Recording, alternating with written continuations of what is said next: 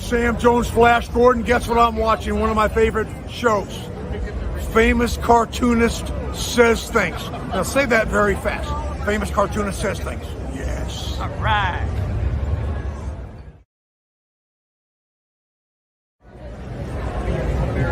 Hello, friends. I'm DJ Lance Rock. And did you know that famous cartoonists say things? That's why you're watching Art Balthazar's show, because it's awesome!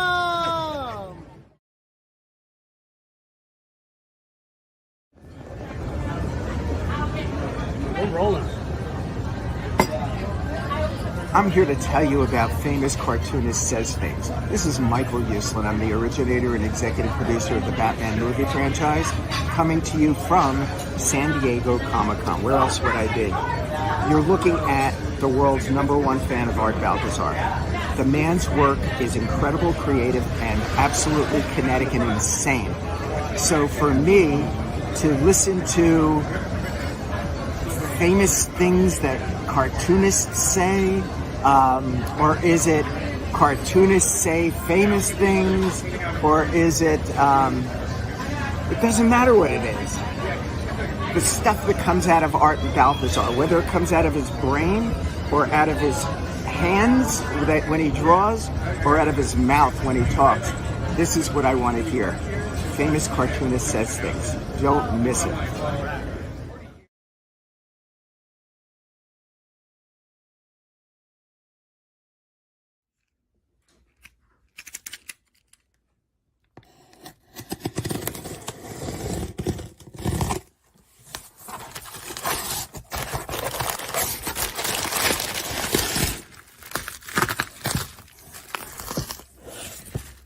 New Looney Loon Marco Mouse cartoon show by me and Jamie Cosley. Look at that. Man, this is so cool.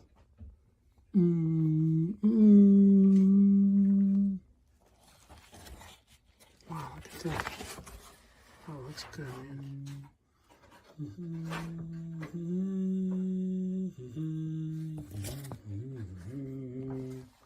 Oh yeah, man. The Looney Loon Marker Mouse cartoon show will be available soon on electricmailcomics.com and jamiecosley.com. You guys are awesome. Okay, bye-bye.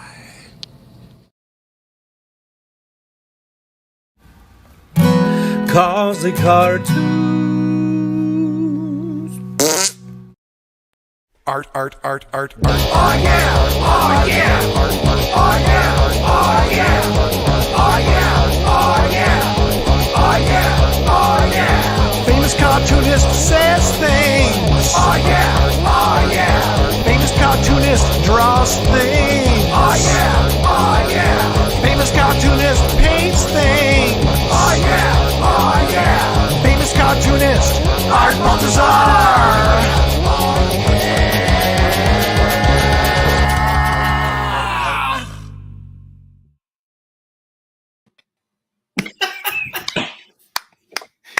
You like that long intro? all those celebrities endorsing you, man. I know. I'm going to meet some more when I go to Madison, Wisconsin. We'll see if I could get some more people to shout out. Yeah, man.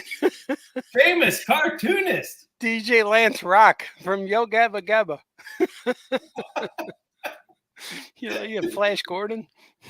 Oh, I love Flash Gordon. Swig. I love him. You like our new banner? Our new, I put a new skin up there. That is so cool, man. Looney Luna Marco Mouse. And look what else I did here. I did this too. Yes. To promote our Haunted Art Jam show. Yeah, I'm getting ready to I think I've decided I'm gonna go ahead and pay to advertise on Facebook and have it like for a whole week. People just, local here will see it pop up. Oh yeah, man. Go for it, man. That'd be really cool. Yeah, we wanted to go on at noon today, but I was having internet issues. I don't know what happened. This is about not even like comic book issues. Just internet. Man, it's rough. But I'm okay now. I recovered. Sweet. There's the book. Man, it came out good, man. I sent that to the printer on a Monday, and I approved it on a Tuesday, and we got it on Saturday. I know. I couldn't believe it. Like 4 days, like Saturday, like they approved it Tuesday, and they said, okay, we'll send it to the printer. They must have printed it in like an afternoon. And then those days for shipping, like they had to finish Wednesday, Thursday, Friday. So it was 4 days. We got it in 4 days. So I know they're not slacking, man. They can't be doing that all the time because now we're going to expect a book. We're going to expect the book and that quick. It was so cool because we went to see Tyler that morning, and I got to check out his new place. And I got back, and my Spike hat was here. I ordered a Snoopy's brother Spike. Yeah. And I got my hat, and Christian and I was like, I'm gonna put my new hat on. So we went out, and I came back, and there was a box, and I'm like, what did you order? And she said, I didn't order anything. What'd you order? I said, I didn't. I said, it couldn't be the books. I was like, holy cow. We have it. I just can't even tell you how happy I am with the way it looks cool, man. I dig it. I want to do more like this because even my my family said that looks old. That looks like an old book. Yeah, that looks like an old from the 60s or 70s because it's like it's the era. Like the characters are from that era, you know. Yep. They're not they're like classic cartoony, like Bugs Bunny, Woody Woodpecker type guys. Yeah.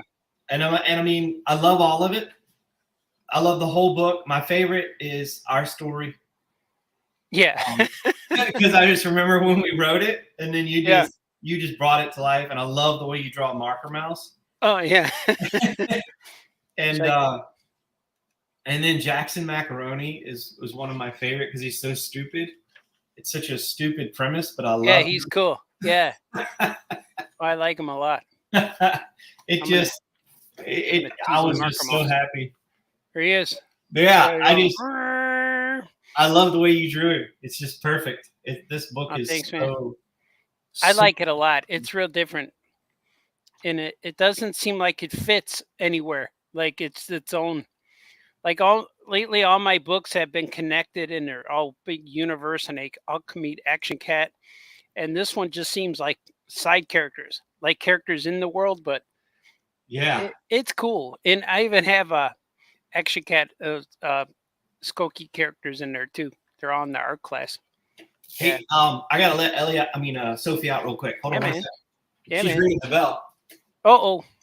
Swig for Sophie. Sophie. See, you guys are here. Benjamin is here. Famous cartoonist says things.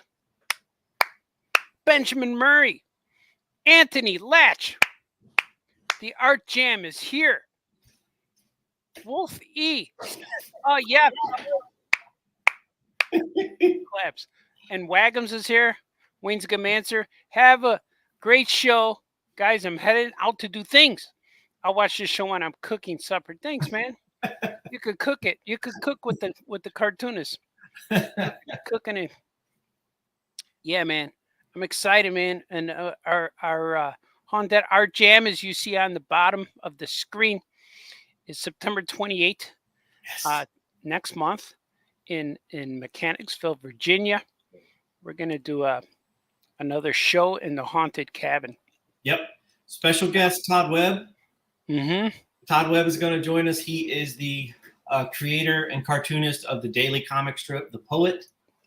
And the night before, which would be September 27th, we'll be appearing for 2 hours at Richmond Comics. Oh, yeah. Is Toad coming with us there, too? I don't know.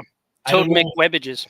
He's but they're really excited because I was talking to the owners and they were like, I said, well, you met Art before, right? And they were like, no, I haven't met him before. We're so excited. So they're really pumped to have you. And I think, I know they carry all your books. I mean, all your books are are in the store. So that's going to be awesome. And it's going to be a fun weekend, but I'm going to promote the heck out of it. I talked to her, and I was like, should I pay this amount? And then it'll just like, and she goes, yeah, she said, I would, do that before I would take out an ad in like the newspaper or something, like the local paper. Yeah.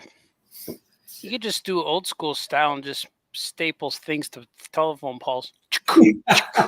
Like the Blues Brothers says, hey, you two. You two girls. You on a motorcycle. And they only. Yeah. Target has all of these pillows on sale right now, like these little ghosts and pumpkins, and I'm gonna get some of those for our. And I think this time we'll be like right in the big main room. Oh, yeah. I'm gonna rearrange it a little bit. I think I'll put the three of us and then Mike up on that one big wall where Eric was. You mean all of us in one room instead of that'd be cool. Let's make it crowded, man. Because last year we were worried about being too crowded, remember? And too loud. Yeah.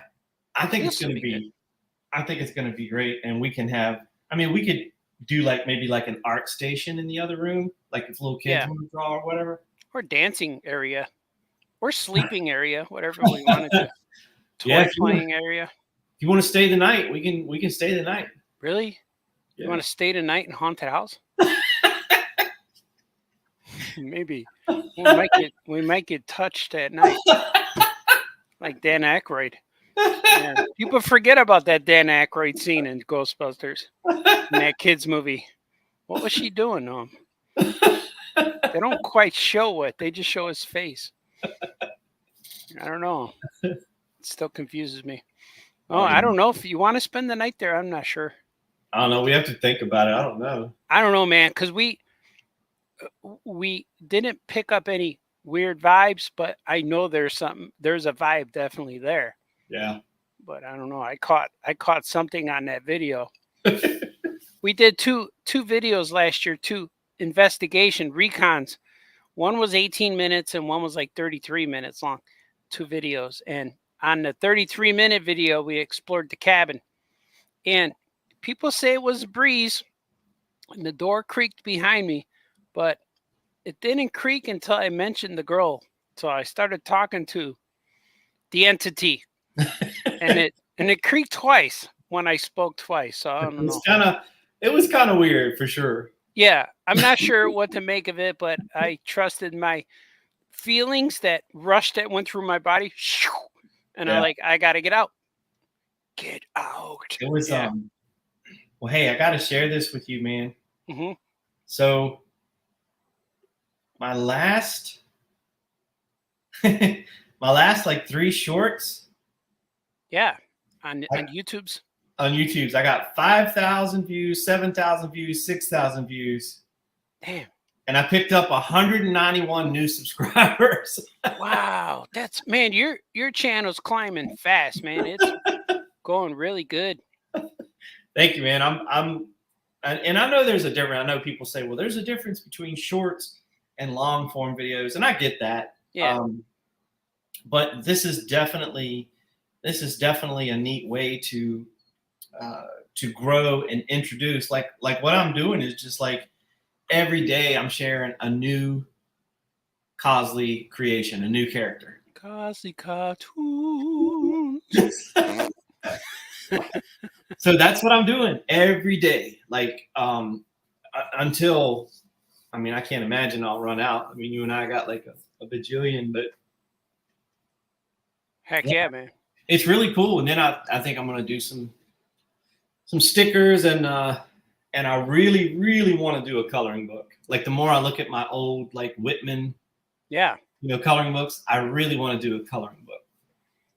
Oh, cool. Yeah, that's not so hard to do because you just need the black and white. Yep. Just the black and white. And I told you earlier I was watching that. It was real boring, but it was fun. It was an old Walter Lantz documentary. Oh yeah. And he's talking to Woody Woodpecker, and they're talking about the origins. And then it must have been the 60s because the way they were dressed and the way he was all high. Was he high with his long hair and his beard? I don't even know what Walter Lantz looks like. I don't think I've ever seen him. No, he's very, very clean cut, short hair, suit. Yeah, like the classic cartoonist, classic cartoonist. like Up Iwerks. Yeah, he definitely he definitely has that vibe, and of course it's cool because he's talking about they're working on a cartoon book, and so you see all the mainstays. You see Chili Willy and Homer Pigeon and Andy Panda, and then there was a couple that I'm like, man, I don't even remember seeing them. I mean, I had to have seen them because I used to watch it all the time, but I'm like, one was called Charlie Chicken. Oh, wow. Charlie Chicken. And just very, clean lines and just, fun like our book. Yeah. Inspired by. From Walter Lantz and Leon Schlesinger. He's in there. Leon in the old school Warner Brothers. Man, I remember, I would love to have met these guys or been around in the 60s and meet these guys. Yeah. Well, I'd be an old man right now, though. What, like if time travel were possible and you could go back and just spend the day. Yeah. Where would you want to go to Hanna-Barbera? I think so. Because I know that, I liked Hanna-Barbera in their short cartoon days, like Quick Draw McGraw and Squiddly Diddly. I like all those guys. Yeah. But when they started doing Goober and the Ghost Tracers, they lost me. Like I didn't stick with them. Or like when everything became a Scooby-Doo thing, a Scooby-Doo clone, it didn't stick. My golden ages, Quick Draw McGraw, Squiddly Diddly, Adam Ant, all those guys, Magilla Gorilla, Pumpkin Puss and Mush Mouse. I like all that stuff. Those are my favorite. And Huckleberry Hound, Yogi Bear. I like all those guys. The guys that came after Tom and Jerry. Rough and Ready's good. Yeah. But I would love that, to go there and see those guys. Hang out with Iowa, Takamoto, and I would just sit in their studio. As a kid, you always grow up and said, I don't care. I'll sharpen pencils. I don't care. That's what I would do. I'd be a pencil sharpener. Yeah. Or I want to watercolor the backgrounds, the background watercolors, stuff like that. Well, hey, while we have a few people here. Yeah, we do.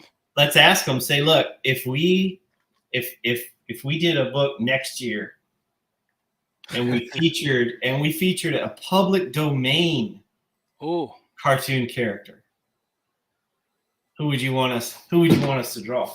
Oh, I forgot to investigate. We'll see what people say first. Yeah, you know what? Because I still want to do that, man. Let me see. Anthony Latch said something here. But speaking of cooking, what is each of your favorite things to cook as a meal? Oh, I don't know. I like mine is definitely arroz con pollo. Oh, arroz con pollo. arroz. I found a what I do is I usually watch like a ton of cooking shows, and then I'll like borrow from each person. So I make my own Spanish rice.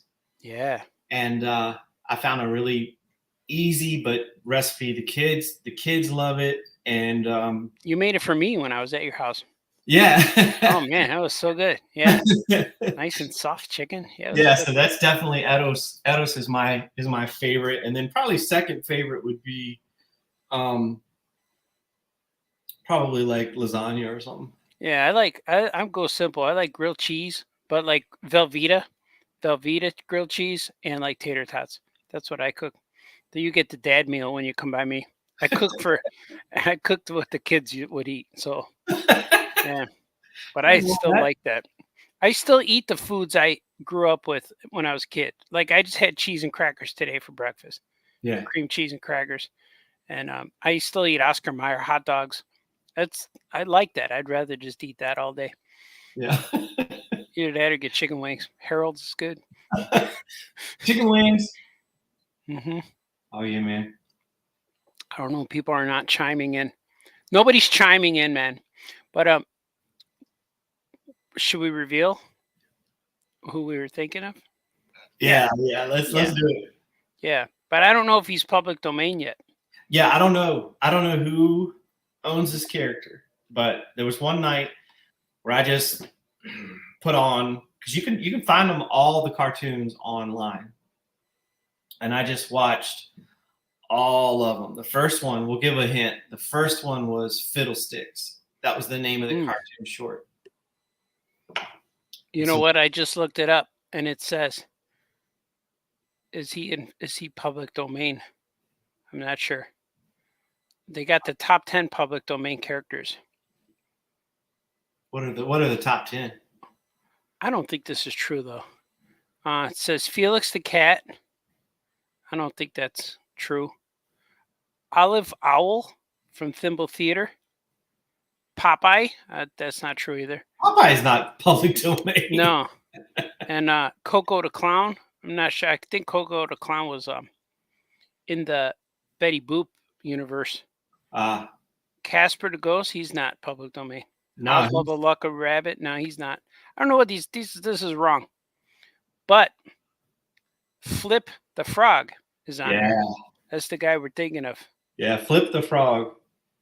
Of course, Flip was created when Ub parted ways with Walt Disney. Yeah. And those old cartoons are crazy. I mean, he was like, whereas Disney, obviously said, hey, we need to appeal to families and to, I don't know who Ub was appealing to. I don't know. It was crazy, man. He was having a good time in his life. Yeah, he was just enjoying, just coming up with some of the craziest concepts. Some of the themes carry over, like farm life and death, and I think he really liked the ladies. Yeah, it says Ub Iwerks owns the rights, but usually so his family maybe. I bet if we did it, no one will even know. But he would Flip the Frog. We could just call him Frog the Flip. Just switch it up. But he went through changes. You could see his appearance changed a lot. He didn't even look like a frog after a while. And he had a little hat. I think when he first appeared, he had a hat, and then he didn't have a hat. And then he had suspenders. Then he had a bow tie. Yeah, all this kind of dumb stuff. The cartoons are all awesome. Maybe we just have a frog character that is in the spirit of Mr. Iwerks. Mm-hmm. I know there's it said he's created in 1930, and Steamboat Willie Mickey was 1928, and same with that other one, that the airplane one, Plane Crazy, I think it was called. That was also, I think, 1928 earlier. Yeah, but I don't know if they called him Mickey in that one. But technically, that's also public domain. But so if Mickey was this year, Flip the Frog might be another 2 years. So 28 to 1930. Yeah, probably 2 years from now, if anything. So we might just have to wait. Maybe not next year. Maybe we'll do it the year after. Well, we'd want to do it, respectfully, and I had read in one of the biographies that I guess they were at a party or something, and somebody wanted Walt to draw Mickey, and he turned to Ub and he said, "You draw it and I'll sign it." And Ub said, "Draw your own mouse." And then they just had like a fight, and he left. But then, of course, years later, they became friends again, and he invented all this stuff for Disney, not only for the movies but for the parks. Like when you go in some of those, what is it, the Haunted Mansion, and you see those heads and they're talking. He somehow came up with all that, and the animatronics they used, and it's pretty amazing. He was a genius. Well, yeah, it's kind of like, it reminds me of who's the guy who made the iPhone? He just I know Bill Burr has a joke about it. He says, "I want all this stuff to fit in here." So he didn't really make the technology, but he came up with all the ideas and made people figure it out. Right. That's kind of what Disney did. I want a big park. Let's buy all that land and make a giant park. Like he didn't build it, but he had guys who did. Yeah. You know, that's what you need, man. Like I always think about that. I have all these comic book story ideas, and I don't know if I'm going to get to them all. So I keep thinking, do I hire other cartoonists to do it, and other people to make them? I write stories and people make them, but the problem is with that is or the monkey wrench, I guess they call, is I don't want anyone to do it for free. So I got to figure out how to pay these people. So I Yeah. might have to take out a bank loan or something, but I don't know. We'll see. That's always something I'm toying with in Yeah. my brain. Yeah. Gotta hire Jamie Cosley to make my comics. Well, I found a treasure yesterday, man. I brought some show and tell today. Oh, cool. So I had a lunch meeting yesterday, and you know how sometimes you're like running around, you're running your errands, and you're like, man, I got some time in between. I don't want to go back home because by the time I get home, it's time to turn around and leave again. So I went to this antique shop, and I'd been there a few times, and the thing is that a lot of these dealers that have these booths, they have other places they go to, so they're constantly swiping stuff out. Oh yeah.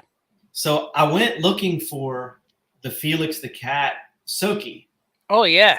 Yeah, I wanted that, and they make different colors. I think there's a black one, and they make a blue one. I think there's a blue it was the blue one. Yeah. And I'm like, I just made up my mind. I was like, well, I'm gonna go ahead and I'm gonna get it. Well, it was gone. Oh. So I'm like, dang it. Yeah. So I'm walking around and I'm looking, and there was this one booth, and it didn't even have like ordinarily it wouldn't have caught my eye, but he had a basket of comics. Oh, cool. Really good. And I found this. Whoa. Robin Hood. From 1974. And wow. I wish if somebody knew the story, like the covers are always, it's almost like they said, all right, guys, we've got a lot of yellow we need to use this month. Yeah. Yellow, even if it doesn't fit. We need orange because we have orange characters, so we make sure you draw them out with an orange background. Yeah, they could have this blue. If blue would be perfect on there. Right, and this castle here is definitely inspired the castle that I draw. That yeah, all the Cosley cartoons live in. Cosley cartoons. So all of these, and I brought this one too. This one is from, what year is this one? 78. Look at this. Oh, Winnie the Pooh. And Whitman Comics loved using pinks. Lots of pinks, lots of crazy orange, purple. And nobody, if you look in the history of these comics, nobody used these wacky colors. Oh, and I like how they use that powder, like a powder yellow or powder pink. Yeah. Yeah. That's cool. Gold Key and Whitman. I wish I knew the story. There's got to be something like the way they printed them. There was a deal on these colors or something. It can't just be. I bet they had overlays like plastic screens or something, like an animation cell that they would just put in the backgrounds for colors. I'm not sure. Yeah, I know it wasn't digital colors. No, definitely not. And it's hard to. I mean, I tried in my stories, especially with the Wally D. I tried to use those crazy pinks and purples and yellows. Yeah, it looks cool. We're referring to the book that you guys can't buy yet till the end of September. This book is going to be exclusive at our haunted house show. Yes. And that's where we're going to sell it first. And then it'll be on the internet probably by that Monday after. Yep. Or I might even put it up that day of. I don't know. But it'll be you got to go to the show first. But yeah, I'm going to give a hint of what Jamie Cosley's talking about. Like, I don't want to reveal the punchline. But look at, here's See these bright colors. Look at Yeah. what Jamie's talking about, these bright oranges and greens, and look at that. That was That's definitely cool. Yeah, that looks like it. That looks like it came from that era. Yeah, that's my my aunt. Because I mean, there's just something special about, and I have so many, and they're sprawled out like and I think we may have talked about this last time, but Gold Key, Whitman, Charlton, you know, it seemed like they all passed around their Yeah, they're people. They're people. Yeah, they're people, and it's funny because Mhm. there's some old Yogi Bear comics. Because Yeah. most of the time you have no idea who drew these stories. There's no, Right. it doesn't say penciled by, inked by, but there's a Yogi Bear, and it's and it's real big. Ray Durgo, Dirgo. Oh, cool. Ray Durgo, and I would love to know that story. Like did Ray's like, if I'm drawing it, I want my name on it. Yeah. on the cover. Yeah. You Yeah, better give me credit. And I remember, didn't his Yogi look a little bit different too? Yeah. It looked a little more brush like. Yep. Yeah, I remember you showed that to me. I forgot if it was by your house or was it online, but yeah, that's cool. Yeah, it's and I love those. Like, I'd love to find out those stories. You know, like when I was a kid in the late 70s, 80s, there were some comics. There was a comic series called Barney Bear by Al Hartley. Yeah. And they were like little Bible stories that they modified, and they used these. And he apparently like worked for Archie. Oh, that's cool. So all of that stuff, when I see it out somewhere and it's in decent condition, I pick it up. And sometimes I'll pick it up and I'm like, I already had this. But oh, I know. Yeah, it's easy though. I get a lot of those comics from my family on my birthday and Christmas. They just find old comics. A lot of old Dell comics, a lot of Bugs Bunny and Hanna-Barbera stuff. But it's cool. But I know that back then, a lot of the artists were jumping around from Dell to Charlton to all these companies because they would just hire freelance. So they were guys who could get the work done, you know? Yeah. And what was cool, it's like, because this stuff can't be done nowadays. But this actually has, this Robin Hood story has a villain that I don't remember him being in the movie. Oh, the green? Is he green guy? Oh, he's a pig. Yeah, he's like a boar or something. Yeah. So is it's he naked like, too? Does he wear pants? He wears. A lot of these guys don't wear pants. His name is the Baron de Malin, a rich traveler who recently landed on England's shores, was on his way to Nottingham. So it's almost like they created new guys. They created new guys. So I guess they're technically owned by Disney, but never seen these characters. And there's another one somewhere. Let me see.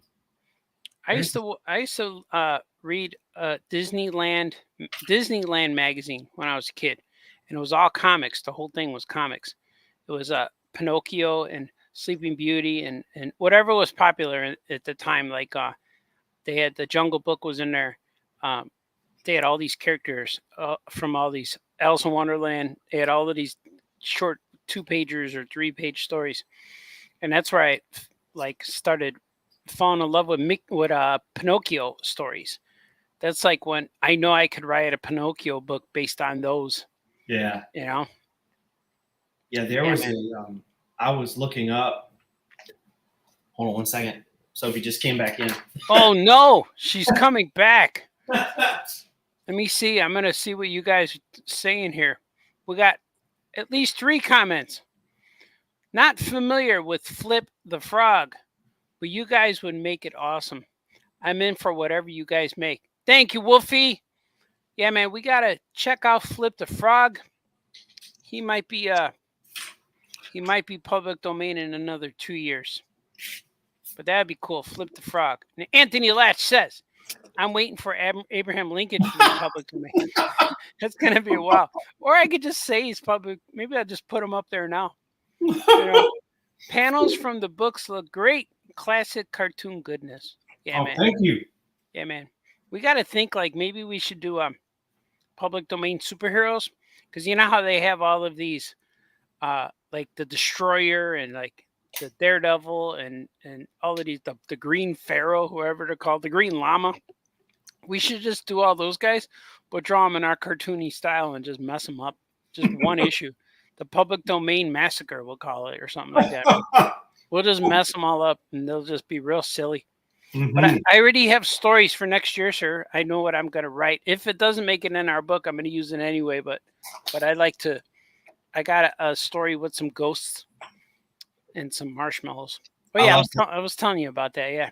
I love that idea. I'm all in, man. Yeah. So I don't know what it's going to be. I don't know if we should do I don't know. We'll do another one. But we did this book so quick. It feels like we got it done in about 2 weeks. And then we sent it to the printer and they printed it in 4 days. So I don't know. So we got this whole book done in less than a month. But we've been talking about it and thinking about it and sketching it for a year, you know? But finally when we had to get it done, it's like bam. Yeah. And I'm working on a book now that I just finished. Oh, it's Cat in the Hat book 2. I just finished all the lettering for it. I turned in all the lettering, and I thought I was going to get an email saying, "Hey man, you better keep it up, man." But I said, "I'm going to start inking it, even though I didn't get approved yet." And he said, "Yeah, go ahead." Like, cool. so Hey, I was going to ask you. Yeah, man. Your font. Yeah. Did you like create a font that you actually type, or you hand that's hand lettering. Oh wow. Yeah, I hand letter all of it, and I like it. I know people tell me to use a font. They say, you can make a font with your stuff, but I like drawing it. It adds to me, it feels like part of the art, but it's harder when it's correct. I need corrections because sometimes if they say a word has to be longer or I have to add words, I have to change the whole bubble sometimes. Yeah. I have to redraw the whole thing. But I don't know. I like it. But when they have to translate to Spanish or something, I have to rewrite it, or most publishers just take out my words and just re-letter it. And it looks odd because in my word bubbles are also drawn. I draw everything. Everything's hand drawn, even though it's digital, but it's all drawn up. That's cool. I was wondering the other day because I was like, because you kept saying, "I'm going to change this joke. I'm going to change the punchline." I'm like, I wonder if he's typing it or if he's just hand doing it. Yeah, it's I changed the joke for one of the jokes about 3 or 4 times because what I do is I read the whole book. I read it over and over and over, and then if something doesn't land or something doesn't move in a certain spot, like why did it right there in that spot it needed to change it? So I changed the Dagmar story. I added a page of the Dagmar story because in the original story I thought it was too violent because she burns the little hippo guy. She actually burns him, like cooks his arm, and so this time he didn't get burnt, but he felt the heat. It's like touching a hot stove. Ow, like that. Yeah. It was a better gag because the other one, she fried him up a little bit. She cooked his arm, like, ow. So I thought that was a little bit violent because it was weird because I just came off of a show where I did a panel, Cat in the Hat panel, and we were just drawing. We were all drawing cats, and I had Cat in the Hat, and Gallagher was up there drawing his Meow Max, and then the girl from Lucy from Whoa. It's called Whoa. It's a cat. And we were all drawing, but after the panel, I goof off a lot. It's like here, just telling weird jokes. And one of the ladies came up after, one of the people in the panel, in the audience said, "A lot of your jokes are adult. You do a lot of adult jokes, jokes just for adults." She said, "How can you write books for kids when your humor is so adult-like?" I'm like, well, I'm using adult humor here at the panel because everyone sitting out there is an adult. She went, "Oh, that makes sense." I go, "Yeah." I looked up and there's a room full of adults. There was a few kids, but my humor is not it's not inappropriate, but it's the jokes that adults get. And so when I came home and wrote that Dagmar story where she burns the hippo, I was still coming off of that, and I'm like, oh wait, this is a little bit too much, because when I was drawing Gorilla and Lizard for Disney, I couldn't have Lizard burn anybody. So if he breathed fire, it couldn't hit anything. It had to just hit the ground or like the air, but it couldn't hit a building or a person or a car. So if Lizard was shooting a building or gorilla, it had to be slime or something like that. It couldn't be fire. So I say, oh, I get it, because plus that was around 2001. So 2001, 9/11, 2001. It was freshly after that, so I couldn't draw buildings burning. It was bad. So a lot of stuff gets turns inappropriate with just us going through life. So Yeah. so I had to can't burn stuff in the comics. So just drawing comics all these years and making things, and I kind of self-edit a lot of times. So with that Dagmar story, I was like, oh, this is a little bit harsh. It's funny, but it's like watching Itchy and Scratchy on Simpsons. That's funny, and you watch it and it's funny, but to actually do it and oh, I don't want to have a kid say, Mommy, did Dagmar burn what's his name? Chucky the hippo. Yeah. Did Dagmar burn Chucky? I don't want it to be. So instead she gives him a kiss that's hot. She got hot lips. She gives him kisses. Well, I had a couple of kids, because a lot of the original character shorts that I do, you can tell it's a lot of young people that comment. Yeah. And the more that people comment, the better your video is going to do. The algorithm just picks it up. Yeah. But when I introduced Jackson Macaroni, the tagline is Jackson Macaroni loves your mom. Yeah. Uh-huh. And some kids are like, hey, that's man. kind of suspect. And I'm like, it's like, it reminds me of that song, Stacy's mom got it going on. Yeah. And it's, you're trying to tell them, it is coming from a, my intentions are for it to be innocent, as far as, not anything super naughty. It's just this little guy that just genuinely, he's a hopeless romantic, so that anyone that pays the least little bit of attention, yeah, he loves them. But it's not like he's not lusting after them. He genuinely loves them. And he's like, oh, and his friends are like, you can't love my mom. Hey, man, that's my mom.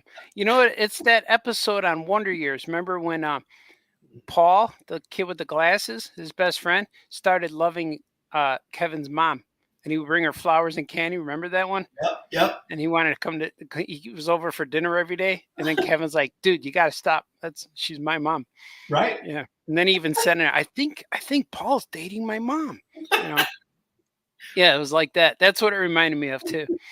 Stacy's mom and Wonder Years. Those are your influences. Well, I just love that. I love that, because I had this one week where I just created like 4 or 5 different characters, and that tagline, I said that would be a fun elevator pitch. Jackson Macaroni loves your mom, and everybody's like, how can you? I was like, well, you got to think about it. Everybody's mom's going to be different. You're going to have some that are, girly moms, like maybe, from Leave It to Beaver, where she was always dressed to the nines and bringing out the cookies. You're going to have cupcakes moms, and you're going to have muffin top moms. You're going to have all these different kinds of moms. Yeah. And he's like, I'm going to find out how to win their hearts. And some of them are married, and the kids are like, you're an idiot. Yeah. Hey, man, that's my mom. It would be funny if, one day he finds that one, but it's, and I keep changing, like, his outfit. At first I was going to have him like he worked at a gas station. Yeah. He has like a uniform on. Yeah. So now I'm thinking he's more like a whirlpool repairman or something. There he is. You know what you should do? You should do a Jackson Macaroni Mother's Day book. The whole thing. Just Mother's Day jokes where he's visiting different moms. Like Yes. every joke is a doorbell, and then she answers the door, and he gives different different presents, like different gifts, like flowers and then candy, and then they get outrageous. I love it. And he gives like a dead mouse because like, oh, I know you're a cat lady. Here you go. Yeah. It just That gets would worse. that would be awesome. It would be cool too to do a Mother's Day card with him. Yeah.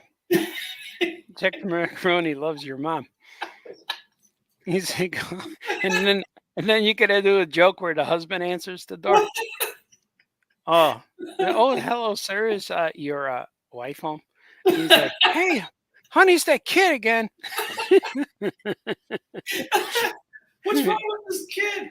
It's like I don't know what you see in her, but all right. Yeah. Like, just make sure she's home by 9. Yeah. Does that mean you're not cooking dinner? See ya. Hey. So I had him, and then I have one character that I don't have any idea what to do with him. His name is Quattro Montague. Oh. And he's a big fat rabbit with 4 ears up top. Mm. And he's really bizarre looking. I think the closest thing he looks maybe like Stimpy-ish, Ren and Stimpy. Yeah. But I have no idea like what his purpose is. It's just a character design, and I'm like, I don't know I just don't know what to do with him. And Quattro Montague. Yeah. Sometimes it's everything comes together. Like, okay, this is the setting, like with Jackson. Other times it's like, I'm going to have to keep this character over here. I don't know what to do with him yet. Yeah, but they don't go to waste. You keep them. Right, you keep them. Yeah. I got guys who are in this Looney Loon universe. Like, I got a guy named Bishi, and I don't know what he is. He looks like a homeless Barney Rubble with boots and a hat on. And then I have another guy is he on the cover? Yeah, he's got that weird.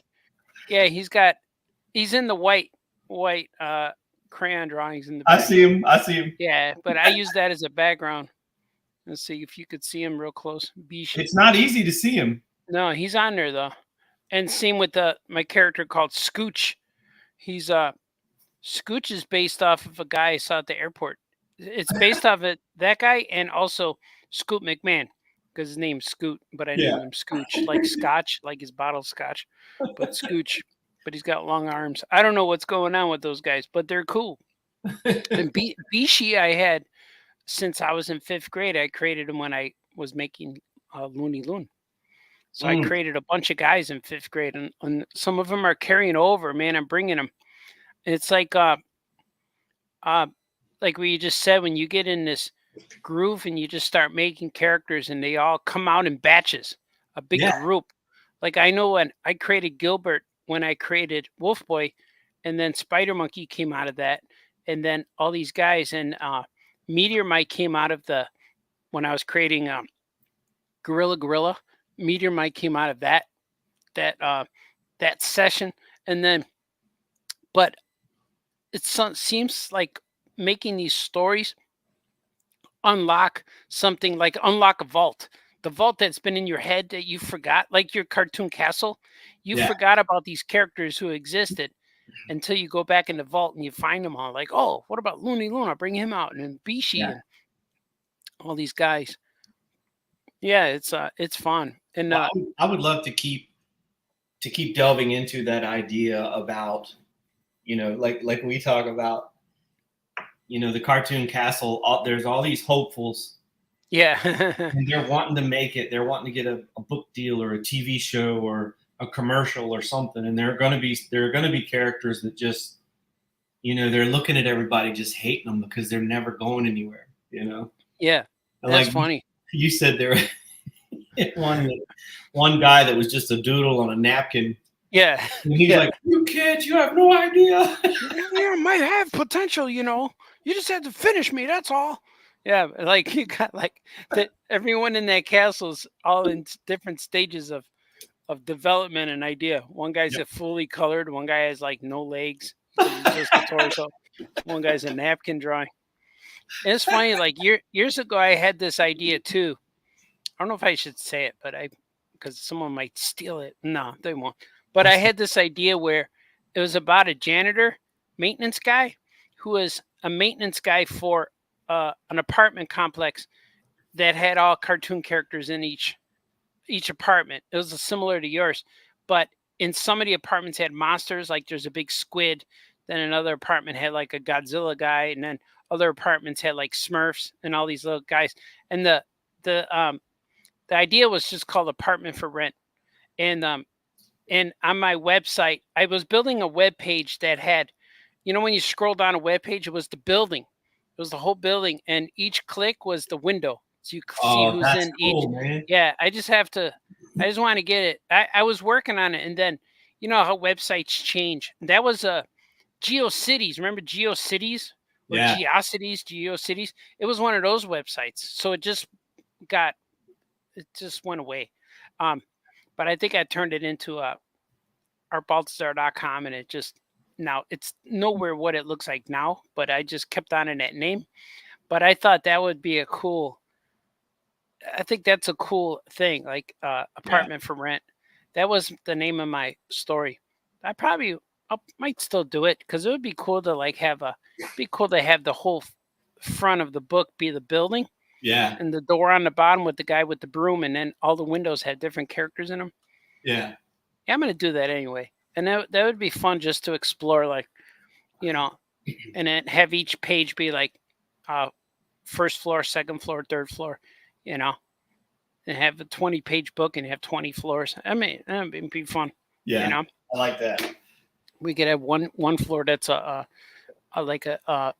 vortex that gets you to other worlds. I don't know. It'd be fun. I'm going to do that. That's cool, man. I got to write that down though. I always had that idea. I had the idea for years and I never, Apartment for Rent. So I always come up with these things because we're doing it's like an art studio, Yeah. We got that art studio vibe. I love how in the story with Marker Mouse, all the characters have been in your world before. Oh yeah. Because I was looking at it when you first showed me when you hadn't completed it. I was like, "Oh, I know that guy. I remember that." And then the last page that just sells the whole gag. It's just, I showed that to Christy and she was laughing. She's like, "That is silly." I was like, "Yeah, it is." The Larry the janitor gag. Yes. Yeah. Yeah, that is so good. That's another gag. I kept changing what he says at the end. Like, all right, it's not funny. All right, still not funny. And then I made him I gave him a little bit of mean streak. He's kind of a little mean. I'm like, oh, that's funnier. That's good. Yeah, and Larry the janitor is actually he turns into the leech. He's a Webster the Spider Monkey villain. So I wrote a story about him already, and I have book 3 and book 4 of issue 3 and 4 of Spider Monkey already written and penciled. So he gets powers because he's man, I forgot how it went now. Oh, I think he gets thrown into acid or something like that. Yeah. A tub of acid or some potion. But he turns into the leech because I'm going detailed now, because in Webster's world there's a gorilla who comes from the same dimension as Gorilla. But that's if you know me and know my comics, you'll know hey, he's talking about Dimension Ape. So he's from that dimension. But in his dimension, the apes are at war with the lizards. So when Larry, the janitor, he's a lizard. When he hears that, he gets real excited because he hates monkeys. So it's kind of funny. Yes, I can't wait to do that. That's another thing I want to do. And how many issues are out of Webster? Is it? I got 2. 2 out. Okay. I got book 0, issue 0, and issue 1. But issue 1's a double page, a double issue. So it's kind of like 3 issues. Issue 1 was 2 and 1.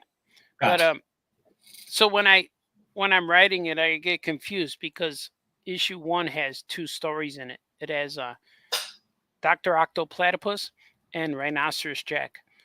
And then the third issue has ninjas. And then the fourth issue has issue 2 has ninjas, and issue 3 has the Shizzlard. It's just like, and then issue 4 has Larry the janitor. So it's kind of funny. But I can't wait to get those through, man. I got a lot of stuff I want to get done. Yeah, There's a lot of stuff to do, man. Yeah.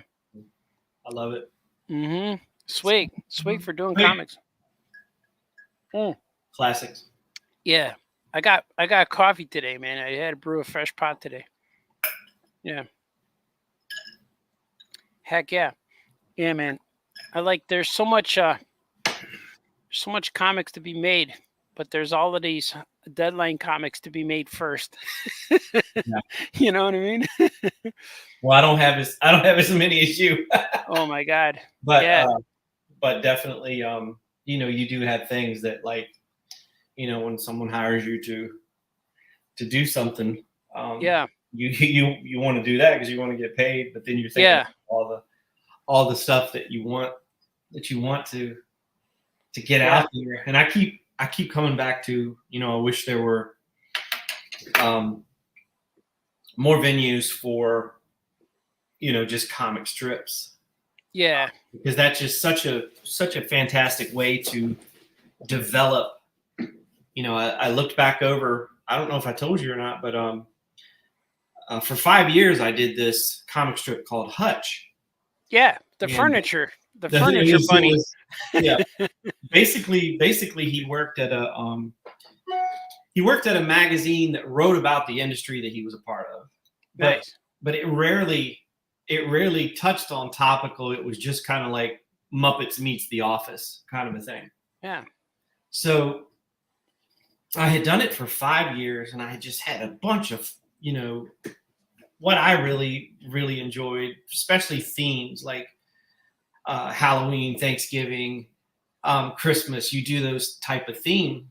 So I had someone reach out to me during, I don't know, maybe a month or two ago, through LinkedIn, and they were like, "Hey, if I wanted to license some of these strips for our company, what would you charge?" And I'm like, "Oh man, no one's ever asked me that before."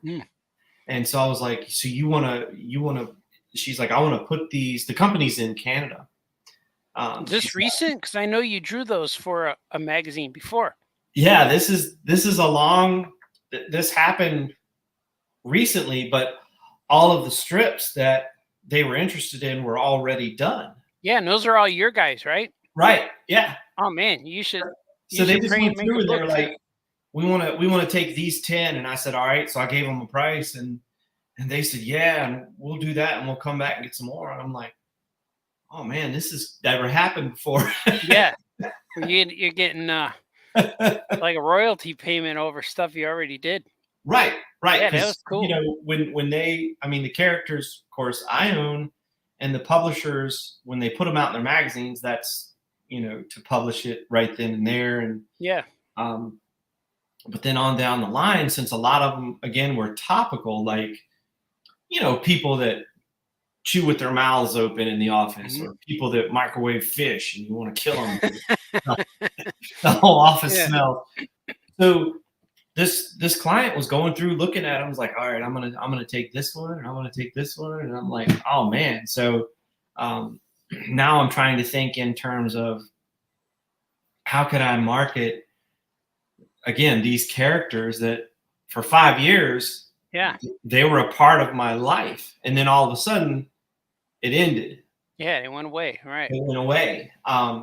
But now it's coming back again, and it's got me thinking, well, it would be fun to have another way to get them out into the public eye, and were they comic strip, like long ways? Comic strip, like newspaper? Yep, they were like, it was like a single panel comic strip, similar to the Light Side. Were they one page rectangles? Yeah. Oh, cool. Because you know what you could do? What I would like, you could print a book, but turn it sideways. Print it like this. Yeah. So it opens like this, but make it, because the panels will fit across. Yeah. That might be cool. So you won't have to shrink them; they could fit the full And then it'd size. be because I had Hutch and Thimble and Yeah, I remember Thimble. Susan, and then Business Lion. Business Lion I really liked.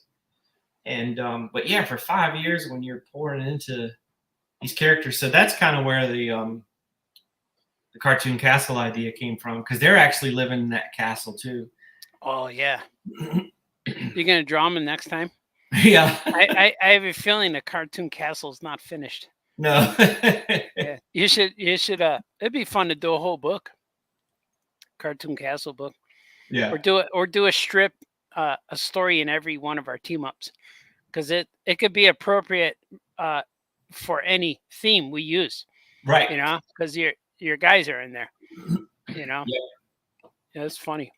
But that was really neat, and that was that's just one of those examples where that wasn't a paycheck that I was expecting. That was just somebody. It's like, okay, I'm going to take 10 of these comic strips, and just to give you an example, like I did this whole story about Thimble.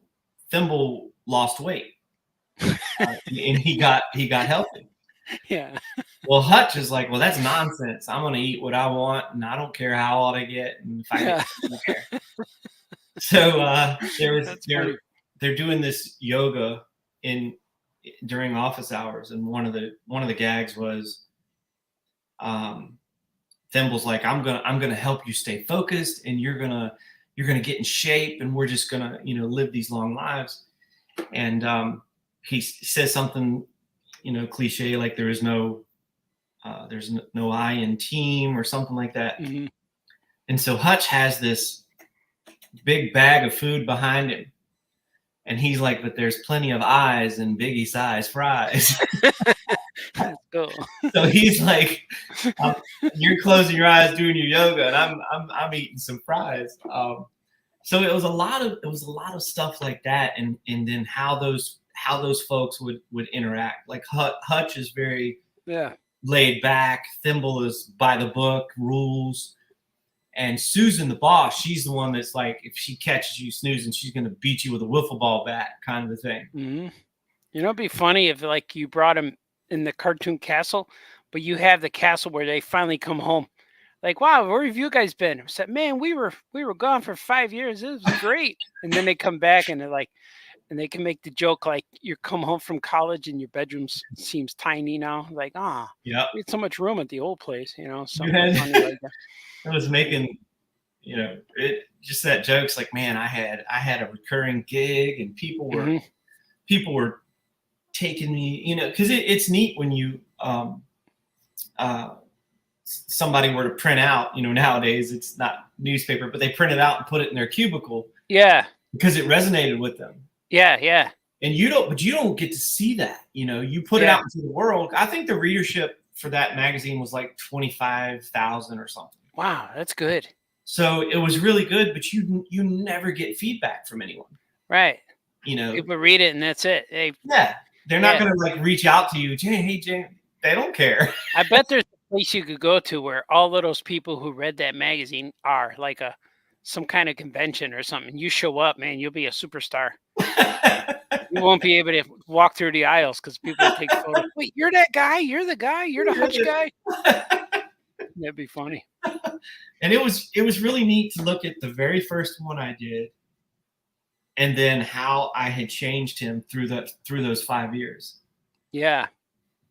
And you gonna bring him back in Blue Scar? I wanna, Tyler. Meanwhile, in the office. No, if they appeared in Blue Scar, then they would be in a new role. Yeah. That fit. Like Tyler wants Cody the Cavalier in Blue Scar, but he's gonna look slightly different. It'd be kind of fun. Oh yeah, that'd be cool. But like, if you ever want to put Hutch, like bring them back for a short story, put them in a furniture store that's in Skokie, because just include them into the universe and have like maybe Cornelius or Hammond need to go buy chairs for their store. They're having a signing or something. Yeah, we need chairs and tables, and you could have they could go to the store. Yeah, that'd be really easy to just not a major story, but that would be something that if they went to the furniture store and your guys were there, that Yeah. would make them part of the All Yeah Comics universe. Yeah. It'd be a quick crossover that no one would see. Well, That'd be kind of fun. that whole season of life was so amazing because I was doing this work. Or maybe I'll do that. I'm gonna do a story where one of my characters has to go buy something, and I said, "Hey, Jamie, draw these 2 pages." Yeah. Yeah, that'll be fun. And Or I'll keep it simple. Draw these 2 panels. That'll be better. Well, You bring back your it guys was for a so cool. cameo. There was I was getting jobs from like I'll never forget these people. They were like, "Hey, we read Hutch, and what would it take to utilize those characters for our business? Because they actually built furniture, right?" Oh wow, yeah. And I'm like, How cool. "Well, why don't we do this? Why don't I create characters for you? And there would just be a blanket fee for that." And so there was a season where it was like I would charge companies like $500 for 3 characters that they could utilize. Like it was a furniture company. I did one for a security company. Yeah, I remember that. And I was thinking, this is crazy, man. How? Because you create this stuff that nobody's going to see outside of this specialized industry. Yeah.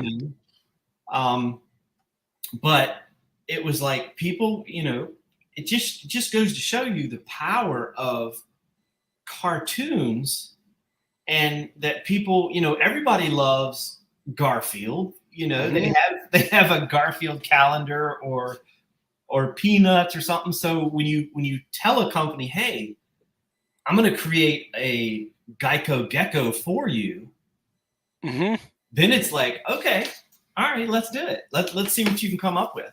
That's right. And I remember years ago you had a gag that was aliens coming to Earth, and there was a creature, and they said, "Take me 2 liter." Oh, And he was holding a bottle of soda or something. yeah, yeah. I unscrambled the "me take your 2 liter" or something. Yeah, me take your 2 liter. Yeah. Take you to your liter.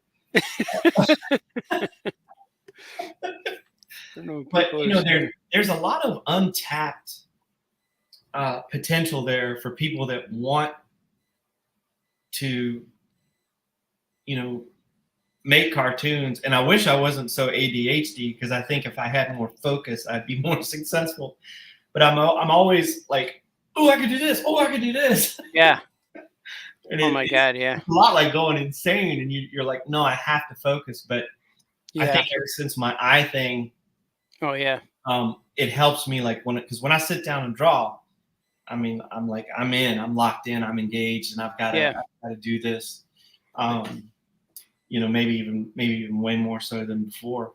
But yeah, I mean, keep creating characters for companies like I don't know, like, oh, I make baskets and I sell baskets online. It's like, oh, cool, man. I could come up with a whole character that you could use to help sell your products. Here's a guy. His name is Shanky Whistleteats.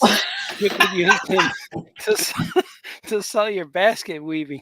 He's a basket case, so you could use him. Shanky Whistleteats. Yeah. Yeah, that's cool. Sorry, that was a lot of rambling. I was just excited because I hadn't told you that I had sold those strips. Oh, that's cool though. That's good.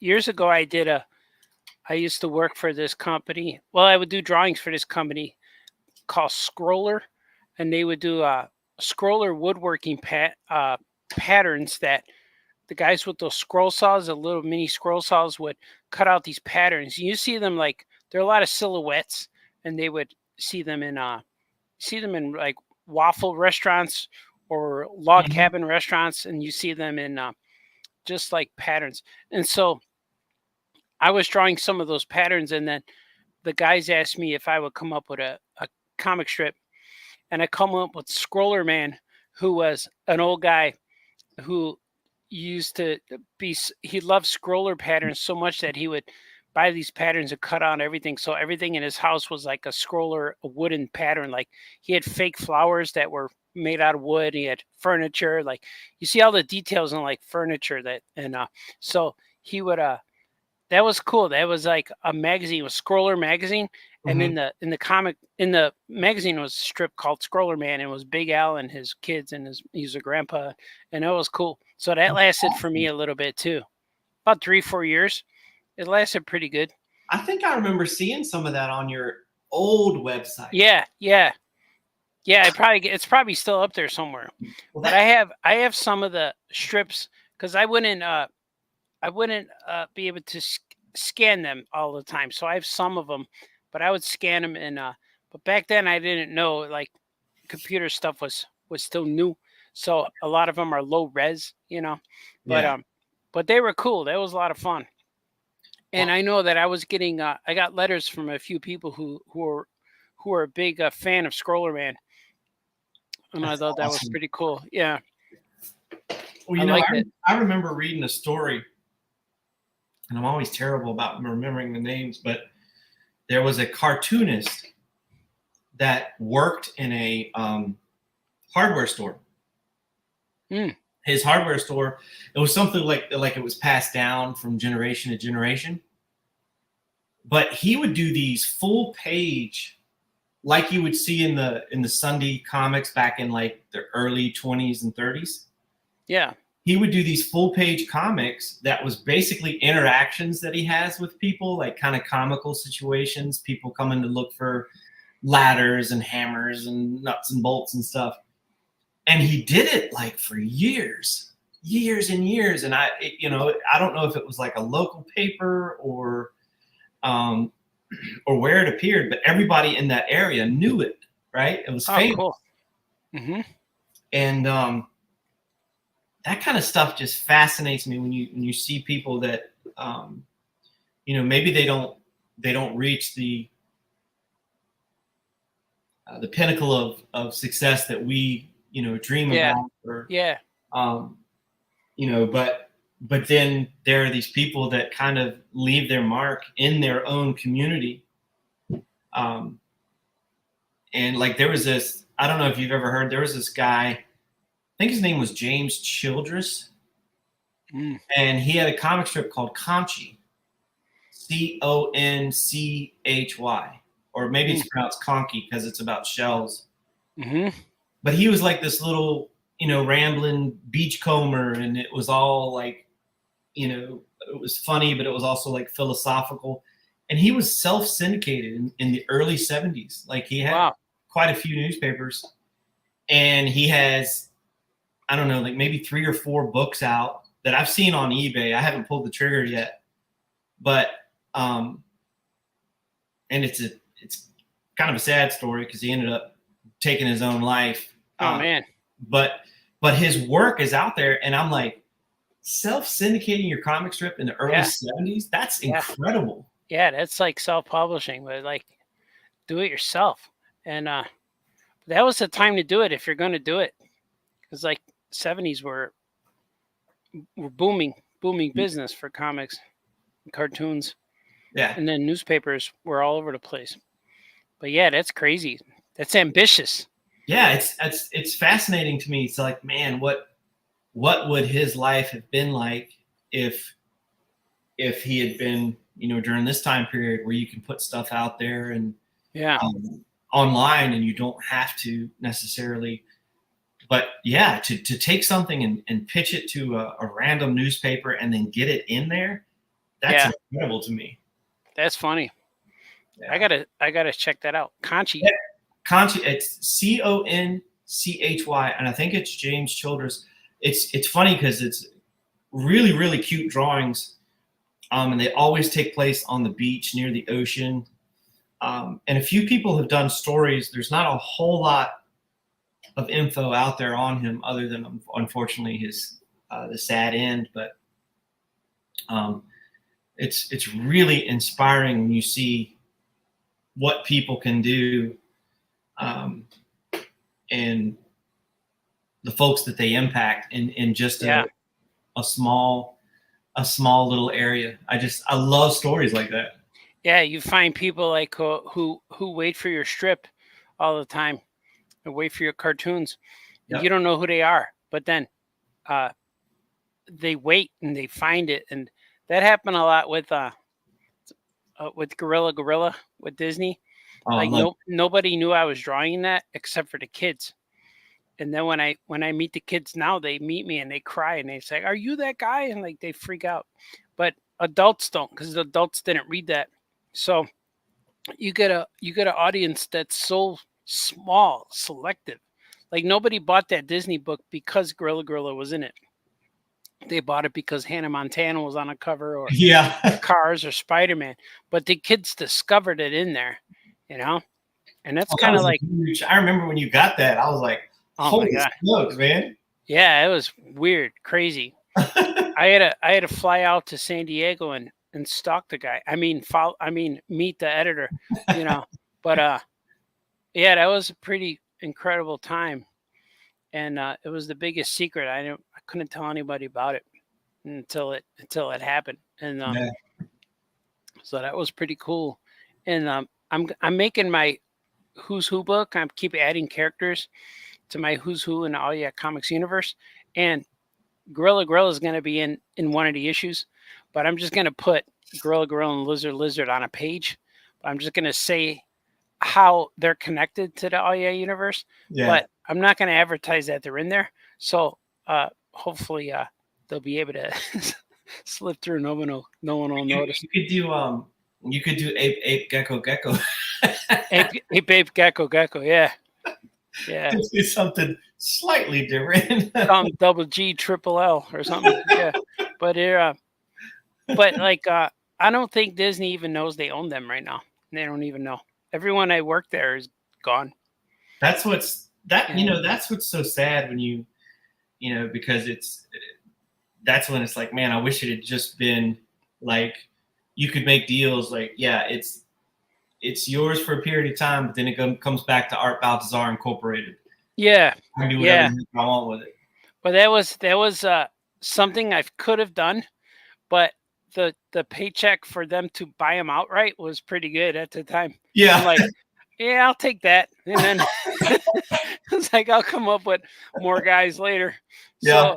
So that's the one thing. Like I don't own them, but I felt like that's fine. Like they went to college and they grew up and they have their own careers now. Like they don't need to go back to the castle. They're sitting in their own houses, you know. They're good. You know, like now we're good. We're retired. We're over here now. So they don't have to go to Cartoon Castle. They might visit. Yeah, they come by. They send packages in the mail. Hey man, here's some cookies from that island I'm on. You know. Oh, then we could have like Cartoon Castle has like a yard sale.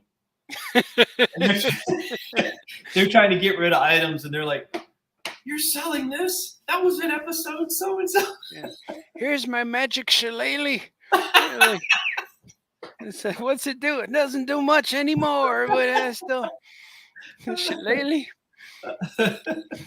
I told the kids that I wanted a shillelagh for Christmas or my birthday, and they're like, "What?" And I said, "Because when I was like 14, the family shillelagh came from Ireland.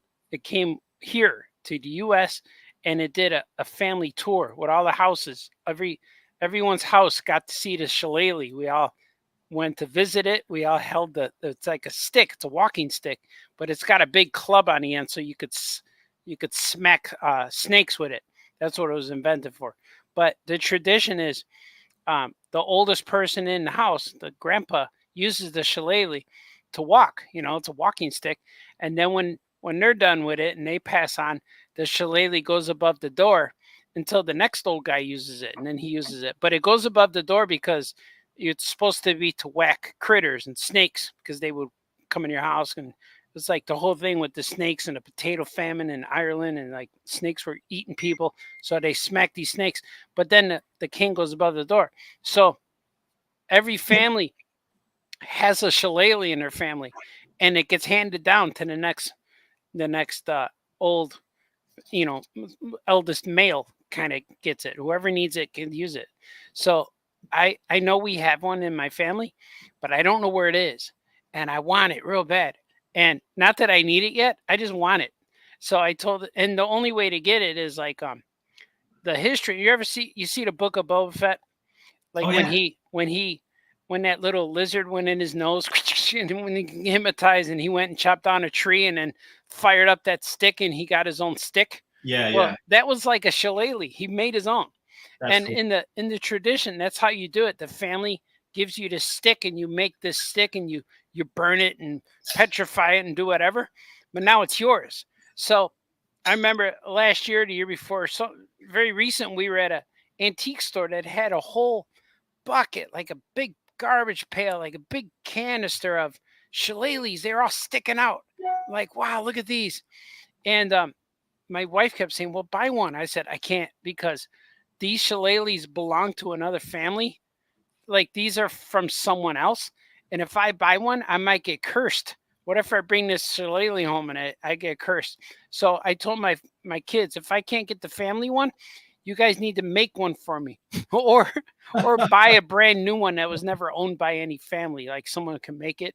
Right. So that's what I hope I get for Christmas. I need a I don't know that I've ever. I'm sure I've seen a shillelagh out, and because Yeah. I'm a big antique flea market guy, but I didn't even think about that, like it being Yeah. a part of some legacy that you're like, you might want. Yeah, it's like a family heirloom. You know what? Maybe I'll give Cranobi one in book 3 of Yogg's. You know, That would give be him a cool. shillelagh. Maybe the Weezer will have it. Somebody will have a shillelagh. And here, take this, my son. The shillelagh is yours. The shillelagh. That's Yeah, awesome. man. Yeah, I still gotta get book 2, man. Oh man, I read book 1. yeah. Tell Richmond Comics to order them. So when we do our appearance Okay. on September 27th, on a Friday, September 27th in Richmond, Virginia, we're going to be at Richmond Comics, right? Yeah, man. Yeah, we're going to Richmond Comics signing books. Because I know we got tons of people watching us right now, which is kind of like, it's like after a while you're thinking, just hang out with Jamie today. Yeah. People were rewatch. The cool thing about lately, my live streams, I do the live shows and the videos and stuff. They've been getting more views after they're sitting on YouTube a while. Mm-hmm. They're climbing up to 100 views at once, and there's still these guys who go on YouTube and they get like 3,000 views while they're live. I don't know how to do that one yet, but we'll get there. Well, but you know how with your shorts, they're working. Shorts with shorts. Do you wear shorts on your shorts? Sometimes. Yeah, that's good. Yeah, I know.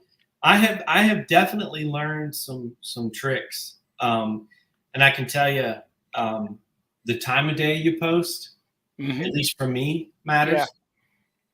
Yeah. What you title it, using hashtags sparingly. Like some people think, I'm going to put like 50 hashtags. Yeah. That won't work. Yeah. Yeah. You get lost. And I used to put hashtag Billy D. Williams all the time and nothing. Yeah. Hashtag Star Wars. But you know what? I was telling Christy, I was going through and just reading some of the comments, because it seems like a lot of younger, definitely younger folks, which is so encouraging and so sweet. You hear about a lot of negative stuff, but I mean stuff like, oh my gosh, these characters are awesome, and I know they're going to be super famous one day, and keep up the good work, and so glad I found this, stumbled upon this. I mean, you just can't. I mean, that's every now and again you'll get a troll that like somebody was like, I can't believe I sat for 60 seconds to watch some crap. You suck. You suck, Cosley. I get it. I get the you suck. And usually I just you suck, Baltazar. Yeah. I have to be careful because I'm not one of those guys that walks away going, oh, I should have said that. I come up with stuff like right away. Yeah. Today, and I'm like, I can't be mean online. I need to just let this go. So I'll just delete the comment. Yeah. But like I figure if you get 50 comments and one is negative, that's pretty good pretty good odds there. I like Yeah, that. that's not bad. Or you get 15 negative and one good one. You know, that's Yeah. usually what I get. You So know, you didn't say anything. I can't believe I watched you for 2 hours. You know. Well, thanks for watching me. Thanks for or clicking. listen, you know, Yeah. I just like listening to I like listening to the history of comics, the history of cartoons, the Yeah. things that you're like, man, this person really like, Yeah. you know, the humble beginnings of Popeye. Yeah. I mean, because at one time Popeye was Wasn't he Thimble Theater too? yeah, he was a just side character. he was a side character. Yeah. And the fact that the cartoon came out and it rivaled Mickey Yeah. at the time, that's freaking huge, man. Yeah. And It's gonna rival Flip the Frog's gonna rival all of them. Flip the in about 2 years. frog. He's We'll call gonna him meet Flop Flop the Toad. Yeah. Tip the Toad. Yeah. I would read Flop the Toad, man. Flop the Toad. Flop my Toad. I don't know what it is. Flip Froggy Flipper. Flipper Frog. I've got to learn how to animate and get some of these characters talking because I really want man. to. And you know what? I got a Google account now. Because I've been signing up to like Spotify and all these things where I need to have a Google address. And now I could make another YouTube channel. And I'm thinking about I don't know what to do with it though. Like I don't want it to be the same as the All Yeah Comics YouTube channel. Yeah. But I don't know what to do with it. And I thought about that too, like just animating the mouths of characters. I want to do I think I want to give a YouTube channel to my character Artie Bee, the bee. Yeah. And at first I thought about just having him flying around with the camera and I just walk through things and he's like flying because I got Artie Bee stickers and I don't know. And but I want to do something like that too, and something that's just maybe cartoon clips or just like little iMovie things, you know? Yep. I want to see what happens because the Oh Yeah Comics is where we do the live streams and all these other things.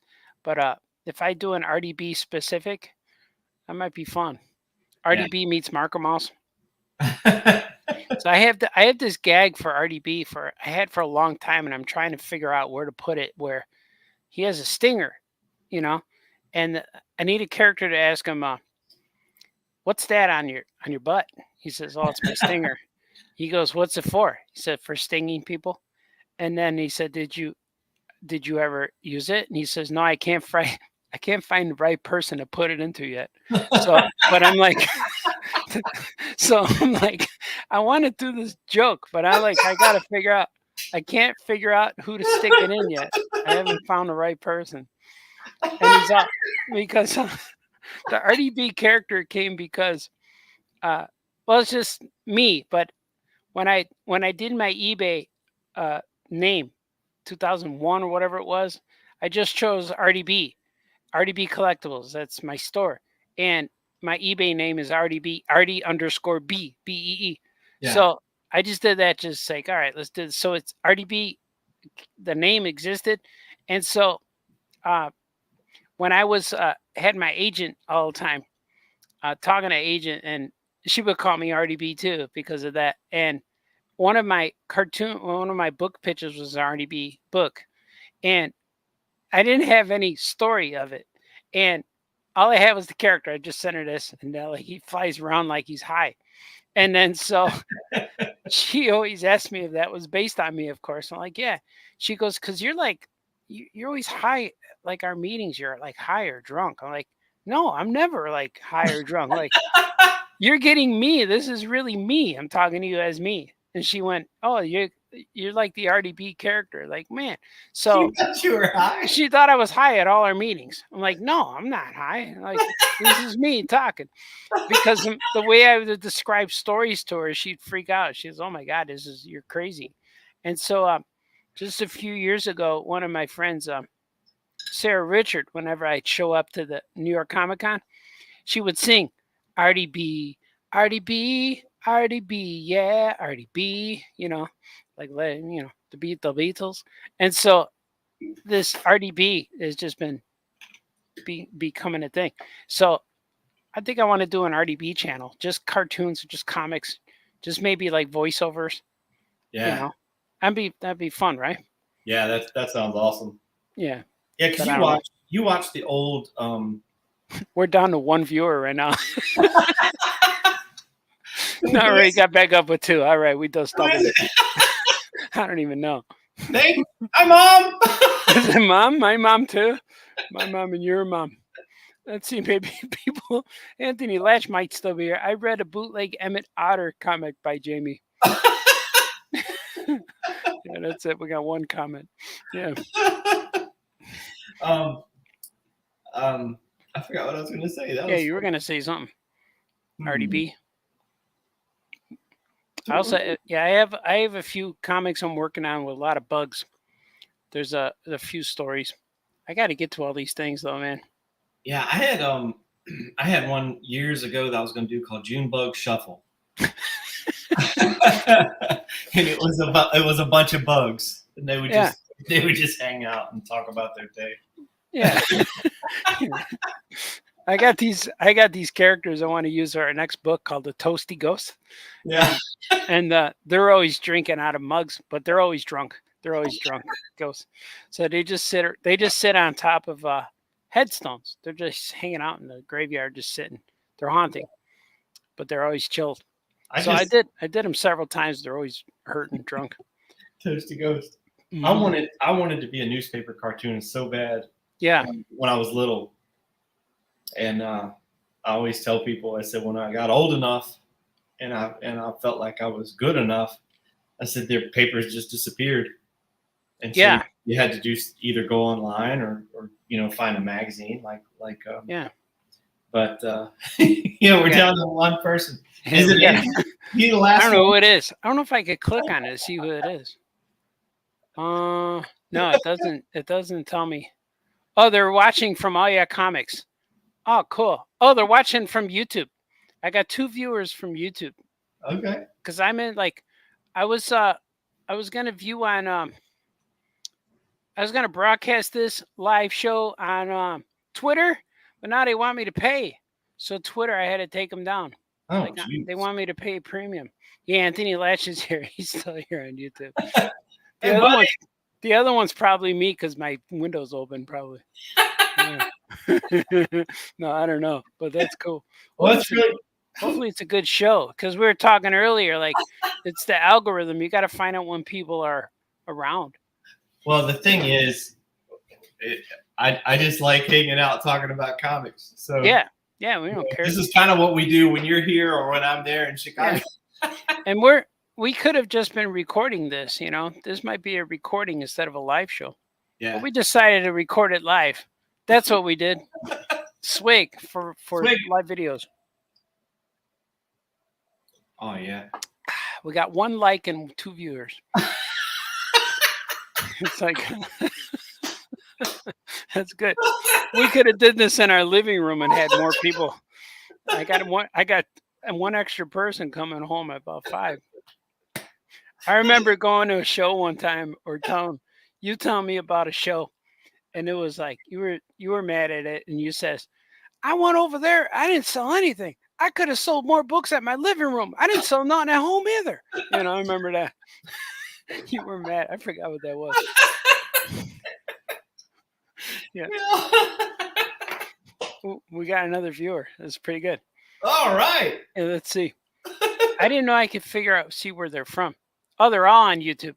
Yeah, right. That's cool, man. YouTube's the place to be. Well, we'll go ahead. We're gonna give away $1 million today to whoever. Yeah, really. Yeah. We got top 2. They got 3 top places. Yeah. But I'm going to be in Madison, Wisconsin in a few weeks. The week before our show, or 2 weeks. Like I'm going all over the place, man. I'm going to Madison, Wisconsin, September 14th at a Madison Con. I don't even know what it's called. MadX, I think it's called.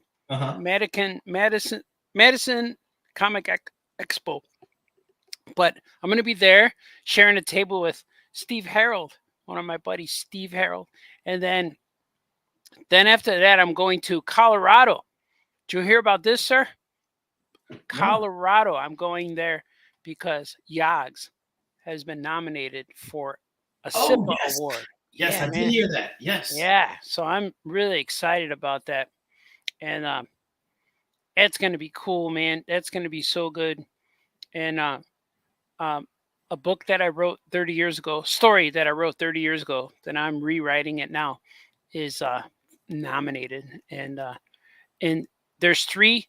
It's a final. My book's a finalist in the top 3, but there's only 3 people in my category, and they say that there's first place, second place, third place. So I'm going to get one of the places, but I don't know who. I don't know which place, but I will be happy with a bronze. Coming home with a bronze would be kind of cool, but coming home with the gold would be better.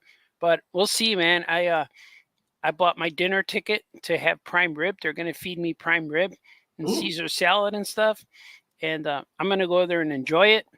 I'm going to eat all their food, drink all their drink, and schmooze and kiss the mayor. I don't care if it's a boy or a girl. I'm going to kiss the mayor right on the head, right on the forehead. Kiss the Mayor sounds like a band name. You kiss the mayor, yeah. Sounds like chapter 4, kiss the mayor. Yeah. And so I'm going to hang out with them, and that's going to be real fun. And then I come home from there. Then we have a signing at the store at Skokie. And then 3 days later, I fly to Virginia. I'm going on a Thursday, so I can hang out Thursday, and then we do the signing on Friday, and then Saturday's another haunted house signing. Then I go home Sunday, so it's rockstar style, man. Yeah, we'll hit a vintage toy store on Friday morning before we go to Richmond Comics, and then Richmond Comics is really cool. They've got a ton of cool stuff. I'll probably buy stuff. Yeah, they got some really cool stuff, and then the haunted show is gonna rock, man. It's gonna be Yeah, it's gonna be fun, and we had a good time last year, and it's gonna be fun. Maybe we could do another investigation. Yeah, maybe I'll go in the basement this time.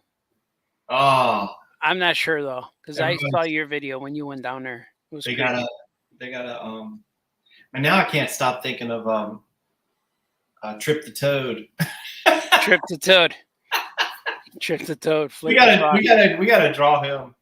We could just call him Flip the Frog, but with a PH.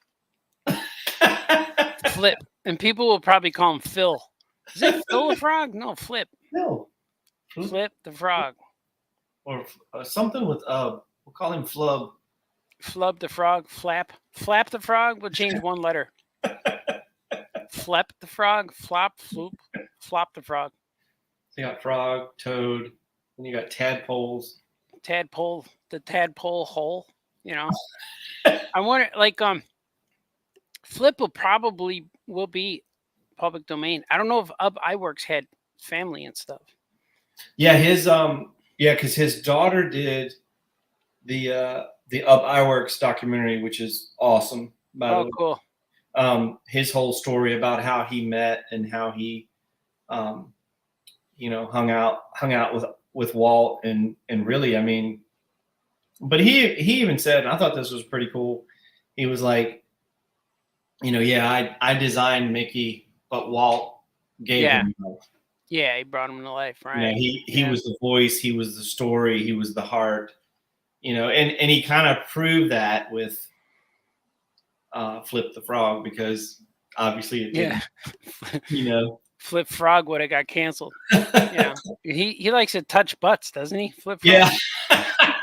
He kisses people and touches butts. Do you know who worked as a kid? As a kid, one of the famous animators that worked for UB was Chuck Jones. Really? Yeah, he was like cool.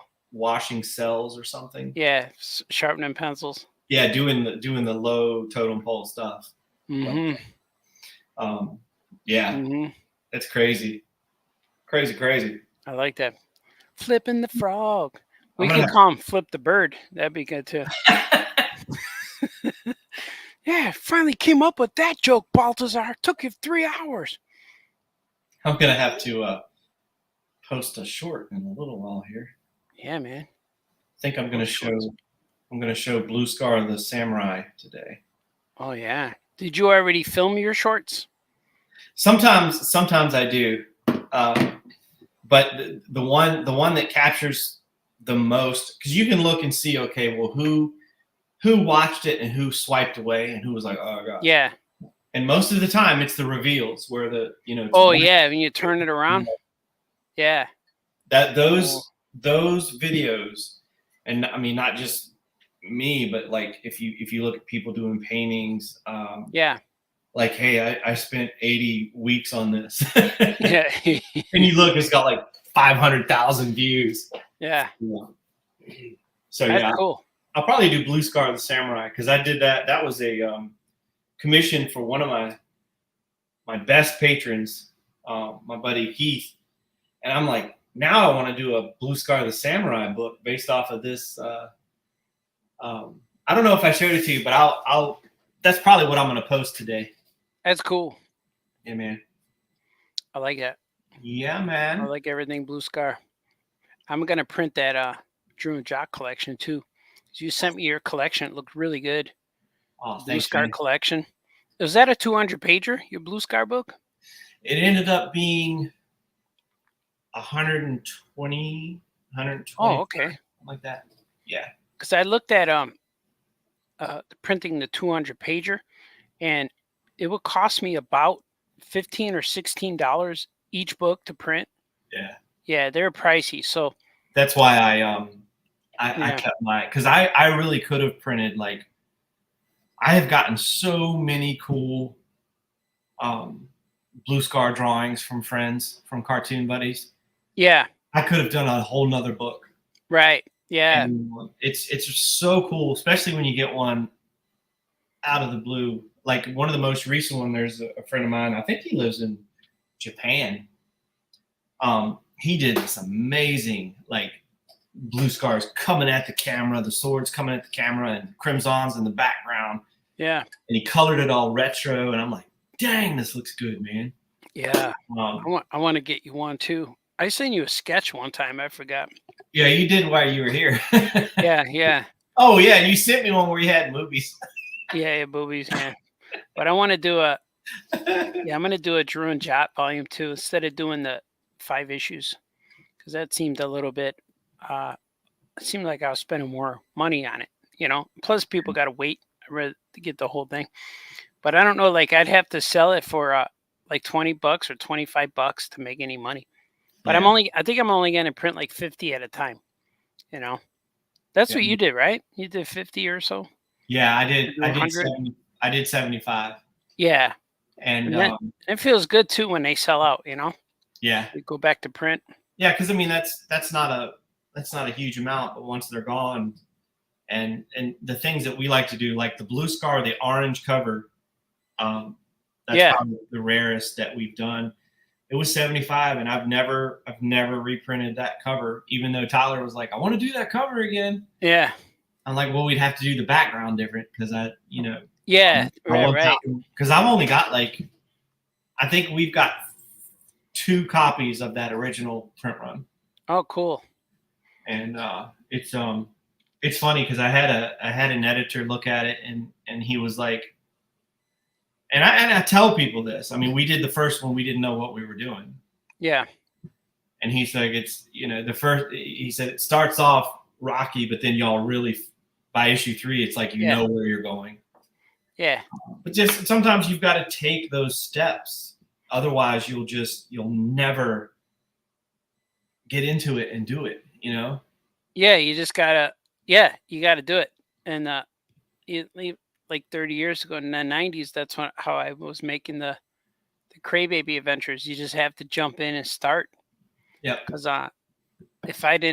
if you don't start it, you're not going to learn how to make comics, And you're not going to learn, when people look at like Peanuts, it's like most of those beloved characters, they took years to really develop their personality. Mm-hmm. And yeah, he had an idea, but then some things just kind of take off, like and I always thought it was funny that he's very open about like Woodstock. He took the name from Woodstock event. Oh yeah, yeah. Peppermint Patty was Cool one of name. his favorite candies, Yeah. Yeah. Yeah, man. Yeah, man. Oh, I just checked our plays. We're doing all right. We got 84 people who chimed in today. Oh, wow. Watch this. That's just on my Facebook channel. I mean, my Facebook page. Okay. Yeah, man, we're doing all right. Yeah, Don't let that number in the corner fool you. that. Yeah, yeah. But that's cool. Yeah, man. Making comics. Swig for making comics. I love making comics. I wrote my my Superman story already for it's coming out in 2034. Because he'll be public domain.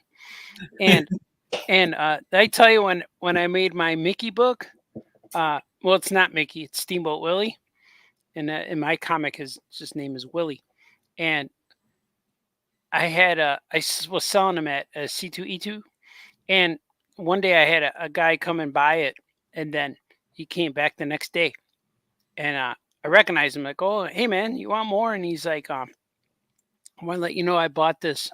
I bought all your comics super special yesterday. And I'm just want to let you know I'm a trademark lawyer. I'm like, oh, like, yeah. And he goes, and I read this Steamboat Willie book. I'm like, yeah. And he says, you did everything right. You followed all the rules. I'm like, I know I did. And he went, yeah, you should be fine with this. I'm like, oh, cool. I thought he was going to tell me something else. But Was he legit? yeah, he was a copyright trademark lawyer. And Oh, when wow. he came to buy it, and then when he bought it and he read it, and then he came back the next day and told me that I did everything the right way. Like Yeah. I'm like, phew. So I remember I read all the rules. Like, can't call him Mickey, you can't call him Steamboat Willie, because those are names that are trademarked. Mm-hmm. But so I never referred to him as Steamboat Willie, just Willie, and he had a steamboat. But and I said based on the character created by Disney and Ub Iwerks, and I don't even know if I put his name Steamboat Willie in there. But he told me I did it right, because you can't put gloves on him, you can't put color. If he's in cartoons, he can't talk because he only whistles and he makes noise, like wah, wah. He just makes noise. Yeah. And you can't use that. You can't use the voice. So a lot of so it was pretty cool how he told me everything. I did it. I followed all the rules. But I'm curious to what the rules are going to be with Superman, because you can't. How are you going to call him Superman? You can't call him that, because Superman's a trademark. They got the logo with the TM on it. So it's like, and if you can't say it, so I don't know what to call him. So I might have to do the first issue without his name in the book. But I'm thinking at the end of the story, maybe he goes through a transformation and I give him different powers, and then he looks different by the end of the story, or the next issue, something like that. But I know it's going to be in an issue of Powers in Action. And I think when he debuts, I'm going to call it Powers in Action Comics. So it just says that. But I don't know. We'll see. So I've been writing it. I wrote the story already. I don't know if I want to reveal the story right now, because it's cool, because my world, my superhero world, de-evolves. Yeah, I think a lot of people are going to be doing. Yeah. And it's weird. Is like I really wanted to do like a Mickey painting, for the longest time. But then once Steamboat Willie became public domain, I didn't really have the desire anymore. I was like, well, I'd rather do Marker Mouse or something else that I've done, and not because I got a friend, Joe Kaminsky, that works for Disney and does like, there are certain characters that he can't do. Like he can do Mickey Mouse, Donald, Goofy. He can do all the big names, but like for a while there, he couldn't do any of the Pixar stuff. Oh yeah. Mm-hmm. And now it's like I took that. I think I told you I took that Marker Mouse painting to a show probably 2 years ago, maybe even 3 years ago, and I put a price on it, and I said, well, this is just my character. And this guy was like, well, who is this? That's Marker Mouse. And it was funny because he wanted the painting. He goes, he said, can I call my wife and make sure I can spend this? And I said, yeah, it's not like I have a line of people, after it. But I mean, it ended up making my show because he was like, I really want this. And he goes, well, what else are you doing? And I said, well, I'm working on a book, making marks with Marker Mouse. I said, but I don't know when it'll come out. Yeah, he also has a theme song. MARKERMOUSE. I sent you that Marker song, Mouse. right? Yeah, you sent me a song. Yeah, it was a Marker Mouse song, wasn't it? Yep. And we have a Digital Duck song. Hold the book up again. There This he is for Anthony, who's watching. Mm-hmm. Anthony, Brian Lynch will join in later, I'm sure. So, I'm working on Brian's. I'm drawing a hot wing for him. That's cool. Yeah, man. I'm gonna play your songs. 28 seconds. Okay. I'm gonna see if it'll catch up on there. Making marks with Marker Mouse. Grab some paper and a pen. And when I'm through drawing cool cartoons, don't you know I'm gonna do it all again. I'm making marks with Marker Mouse. Yeah. I like that. We got to put that in a cartoon. See, like, yeah, man, that's his I theme like song. I like how he sounds like Andy Griffin a little bit. All my characters sound like Andy Griffin. Yeah, that's right. He's got to have a he's got to be animated and Yeah, kind of figure out a way, man, to make it happen. I like he has a little pocket in front, which he could have all his art supplies. He could reach in there and pull out a brush or whatever he needs. Hey, you got a tape measure? Sure. You got a yardstick? Sure, it's in my pocket. Man. Yeah. And it's when designing him, I wanted him to have kind of a Mario.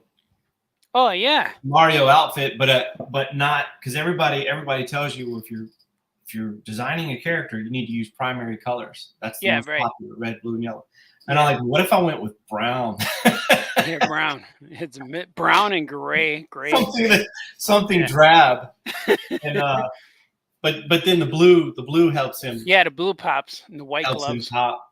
Yeah. But yeah, Mario. It was kind of like Mario, Mickey, Bernard from Rescuers. Yeah. And who else? There was one other one. There was a mouse. Yeah, he's cool looking. Might have even been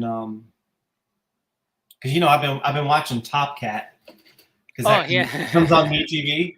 Yeah. And the voices. Oh man, the voices of each of those characters. Yeah. Like the little Benny. Yeah, they're cool. I'm like, you've got to have that. If you're gonna have something that really hits, it's got to be the design, the voice, the theme song. Yeah. It's all got to be perfect. Yeah. There's always one guy who's like a downer, like Boo Boo from Yogi Bear. Ranger's not gonna like this, Yogi. You always have to have that one guy. Yeah. Because whenever I create a character too, I always need another guy with him, like a little guy, like Patrick the Wolf Boy had the squirrel, and Cray Baby had like Wee Kiwi, and you got to add like even Extra Cat as a Venture Bug. You always need that one guy with him so he can interact. So it kind of moves the story along, because a character just walking around by himself is not that much, and there's not much, So, but that's how Top Cat has little Benny, the blue cat. He's cool with the white shirt. Yeah, I always liked him. Well, I want to do again with the Mario. I want to do a Luigi, like a big tall, like a really big tall mouse, and call him Felt Tip. Felt Tip. That's funny. And he'll also have something that's little, but I am committed to the next book that I do on my own. I'm gonna have a bright yellow cover. Oh, cool. It's gonna be super bright, like, oh my gosh. You know who it's gonna be yet? I don't know yet. You just know it's gonna be yellow. I just know it's gonna be yellow. Yep. That's funny. I drew the cover for Looney Loon #1, and I'm gonna put a bunch more strips in there. It's just his face. He's real big. His face, and he's smiling. I love Looney Loon. Yeah, he's cool. It's awesome. Yeah, it's gonna be good. Oh man, we've been on here for almost 2 hours. Yeah, man. 1 hour and 55 minutes. I got to do I'm gonna have to go so I can do my short. Yeah, man. Do your short with some shorts. Have to do it right around this time. And This hits the algorithm right now. yeah, there's, you know how like if you go live and you automatically like within 5 minutes have over 300 views, then you know it's getting ready to crank.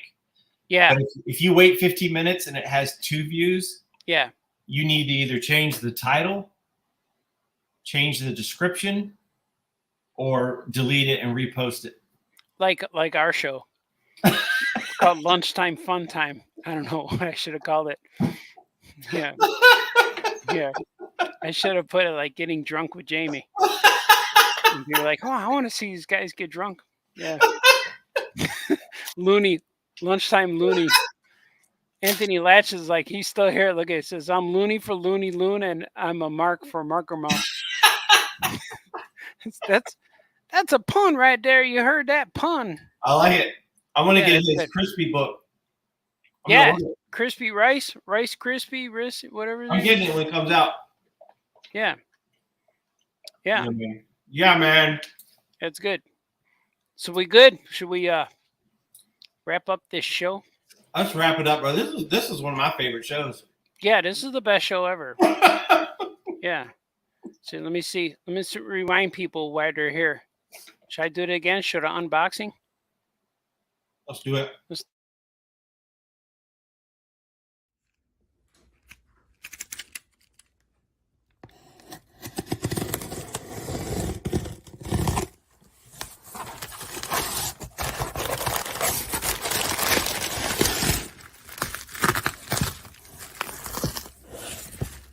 New Looney Loon Marker Mouse cartoon show by me and Jamie Cosley. Look at that. Man, this is so cool.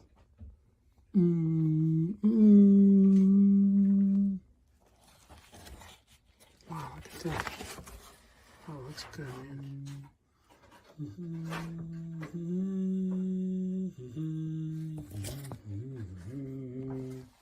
Oh yeah, man. The Looney Loon Marker Mouse cartoon show will be available soon on electricmilkcomics.com and jamiecosley.com. You guys are awesome. Okay, bye-bye. Cosley Cartoons.